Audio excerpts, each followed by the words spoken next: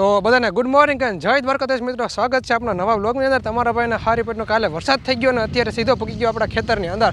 અને મિત્રો વાત કરવામાં આવે ને અત્યારે કેમ કે સાટા ચાલુ થઈ ગયા ને વાવણી કરવાનો ટાઈમ થઈ ગયો છે એક્ઝેક્ટ, કેમ કે હવે આપણે ટ્રેક્ટર હમું કરવાનું છે અને બાકી કેમ હમું કરવાની એમાં વસ્તુ છે ખબર છે, હવે બી નાખવાની જરૂર એટલે હમું થઈ ગયું કહેવાય। તો ફટાફટ હવે આપણે વાવવાનું શરૂ કરવાનું, રોંઢે આપણે ગમે તેટલી કોશિશ કરીએ આપણે રોંઢે વાવવાનું છે। એનું કારણ શું છે ખબર છે, આપણે થોડું ખોઈ દીધું ને એની અંદર આપણે થોડું કોરું નીકળતું ને એટલે આપણે જોઈએ કે કોરું નીકળે નથી નીકળતું। તો મિત્રો તમે બધા જોઈ શકો છો આવી રીતનું, કેમ કે ભેજવાળું તો થઈ ગયું છે ખેતર અને જો 2-3 ઠેકાણ આપણે ખોઈ દીધું, કેમ કે ગુંદેડે હાથ ખોઈ આપણે બધું ખોદેલું હતું, જો વાહ બધું ખોઈડું। તો મિત્રો ભેજ તો કોરું નથી નીકળતું એનું કારણ શું છે ખબર છે, તો જમીન તો હારી પેનિંગનો ધડા સુધી પલળી નથી એટલે વરસાદ વધારે થયો હોત ને તો આપણે થોડુંક વધારે ફાયદોમંદ રહે। તો મિત્રો ત્યાર પછી આપણે પૂકી જશે ગામમાં, કેમ કે આપણે ટ્રેક્ટરનો થોડુંક વેલ્ડિંગ કરવાનું હતું અને તમે જોઈ શકો ટ્રેક્ટર આપણે સાઈડમાં રાખી દીધું અને ઓળીને અંદર ઓલો સાપડીનો ખીરો મારવાનો હોય તો એ બધુંનું કામ છે। તો પહેલાં બટાબટ બોર કરીને પછી આપણે વરગવાનું હોય વાવણી કરવા માટે। હજી આપણે વાવણી તો થઈ ગઈ છે, ઘણા બધા લોકોને વાવણી વાર થઈ ગયા ને વાવવા માંડ્યા છે। તો પહેલાં આપણે ફટાફટ એ કરવું હતું ને, કેમ કે થોડી ગરમી ચડી ગઈ, કેમ કે તડકો છે વધારે, તો પહેલાં આપણે વેલ્ડિંગનું કામ પહેલાં ફટાફટ આપણે હારી પેટનું ઉતારી લઈએ। તો અત્યારે વાત કરવામાં આવે ને તમારા ભાઈ સીધો પગી ઓલી વાળી અને વાત કરવામાં તો ટ્રેક્ટર બેક્ટર બધું કમ્પ્લીટ થઈ ગયો ને તમારા ભાઈ ઘરે આવ્યો ને બપોરા થઈ ગયા ને વાગ્યા છે 2 જેવું ને અત્યારે વાવણી કરવાનો સમય થઈ ગયો છે, કેમ કે બપોર સુધી તો ટ્રેક્ટર હાલે એમ નહોતું, થોડોક ગારો વધારે હતો અને થોડુંક હેઠેથી કોરો નહીં કરતો, એનું કારણ હતો ટાણા હુકાઈ ગયું છે। અને હવે મિત્રો હવે ચાલુ કરવાનું ટ્રેક્ટર, તો ફટાફટ ટ્રેક્ટર આવી જાય ને આગળ શરૂ કરી દેવાનું છે। તો આપણે વાવેતર કરવાનું કરી દે કામ ચાલુ।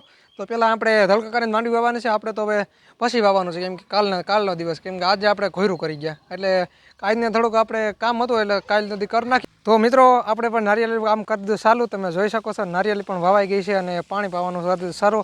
તો આપણે બધાએ ફટાફટ શરૂ કરી દેવાનું છે, હવે માંડવી વાવવાનું આપણે શરૂ પણ કરવાનું છે। તો પહેલાં ફટાફટ આપણે વાવણી પહેલાં શરૂ કરી લઈએ, એના માટે પહેલાં હાથી બારથી પૂર્વ જોઈએ એ પણ ઘરે બધી તૈયારી કરી રહી છે અને તૈયારી પણ થઈ ગઈ છે અને ફટાફટ હવે કરી દેવાનું છે વાવણી કરવાનું સારું। તો મિત્રો ફાઇનલ આપણી વાવણી થઈ ગઈ ને આપણે સીધા આવી ગઈ ડાયરેક્ટ ખેતરમાં ટ્રેક્ટર લઈને તમે જુઓ અને આપણે વાવવાનું છે આપણે, કેમ કે પહેલી વાર જોડ્યું છે અને આવી રીતનું બધું કામ છે ભાઈ જોરદાર રીતનું।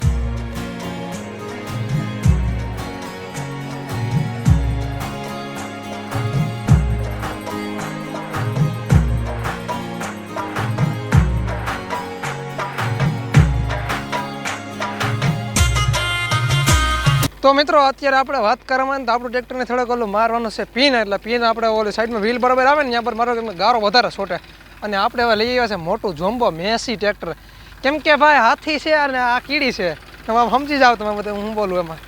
તો ઓઈણી છે કીડી અને આ છે હાથી, તો બી નાખવાનું છે અને મોટું ટ્રેક્ટર હાલે કે નહીં હાલું તમે બધા વિડીયોની અંદર કન્ટિન્યુ થોડોક બન્યા રહેજો। કહો વાદળા કઈ રીતના અંધાર્યા છે ને તમે ભાઈ તમે જુઓ આ શું કરી રહ્યા છે ખબર, આની અંદર આપણે કપા વાવવાનો છે ને એટલે આપણે પેલા ફટાફટાને કેમ કે કોરું નીકળે કે નથી નીકળતો આપણે પેલા ટ્રાય કરીએ અને તો નીતિનભાઈ ટ્રેક્ટર હાંકવા માંડ્યા છે અને આપણે આ બુલેટ ઘાસનો ક્યારો હોય ને એ બરાબર આપણે બધું કપા આ બધું વાવવાનું છે અને થોડોક આપણે કપા વાવવાનું છે, 1 ઠેલી એવો વાવવાનું છે એ કરવામાં આવે ને તો અત્યારે હવે વરસાદ અંધાર્યો હોય ને વરસાદ આવી જાય ને તો આપણે કાલે 100% વાવવાનું છે અમારે, કેમ કે અમારે જમીનની અંદર તું 30 વાર બહુ હોય ને એટલે હેઠે નીચેથી કોરું નીકળે બધું કોરડામાં બી જાય ને એટલે અમારે વાવવાનું નથી થતું। અને તમારા ભાઈ મણદર જઈ આવ્યો ને બધું એવી રીતનું બધું કામ ધંધો હતો ને પેલા કરી આવ્યો, મુંડાની દવા લઈ આવ્યો, આ તે બધી વસ્તુ લઈ આવ્યો અને હવે રામભાઈ વાળી જવાના છે ત્યાં જઈને પૂછીએ કેમ કે તમારે સારી રીતે વાલે છે કે નથી હાલતો, પહેલાં તો આપણે જોઈ લઈએ કેમ કે આવી રીતનું એને ટ્રાય કરાય કે નથી કરાતી અને કોરો નીકળે કે નથી નીકળતો, પહેલાં આપણે સારી પણની કોશિશ કરી હતી।